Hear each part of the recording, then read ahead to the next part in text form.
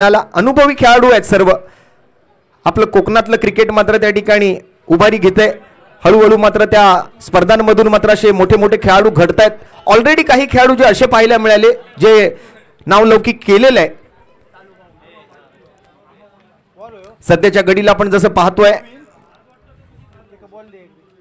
यावेळेला अगदी right in a slot and out of the plot stand and delivered long off boundary लाईनच्या वरून हा पहिला षटकार अमोलच्या बॅटमधून येतोय.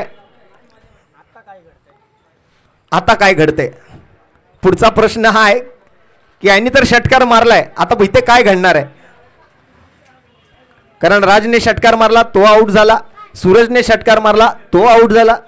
आता अमोलच्या बाबतीत काय घडतंय. आणि अमोलने सुद्धा हवेत फटका सजवला.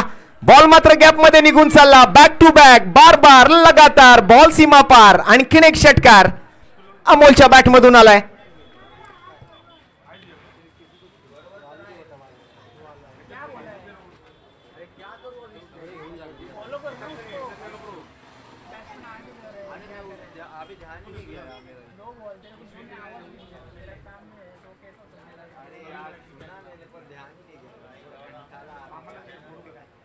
परत एकदा उडवलाय हवाई यात्रेवरती एअर स्ट्राइक. तिसरा षटकार अमोलच्या बॅटमधून. 3 बॉल 18 धावा. शाबास माझ्या भावा.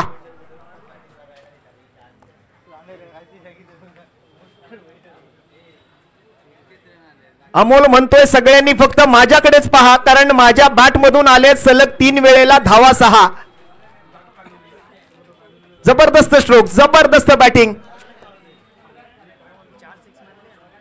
लाल भडक शॉट कडक.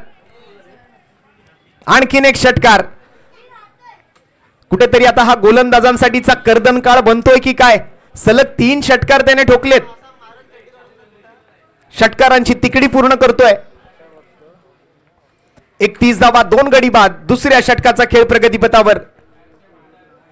पुन्हा एकदा वा मित्रांनो, बॅटिंग आवडली असेल तर अमोलसाठी टाळ्या व्हायला हरकत नाहीये. अगदी समोरच्या फुटपाथ वरती बॉलला पाठवून दिलंय. काय म्हणावं या बॅटिंगला, शब्द नाहीयेत. निशब्द करून सोडणारी बॅटिंग पाहायला मिळतेय. सलग 4 चेंडू आणि 4 षटकार. मला वाटतं पहिल्या बॉल पासून जर तो स्ट्राइक वर असता तर 6 बॉल 6चा रेकॉर्ड झाला असता. परंतु ओव्हरची आता समाप्ती होतीये. बघूया आता पुढे तो स्ट्राइक वर आला की 2 षटकार अजून ठोकतोय का.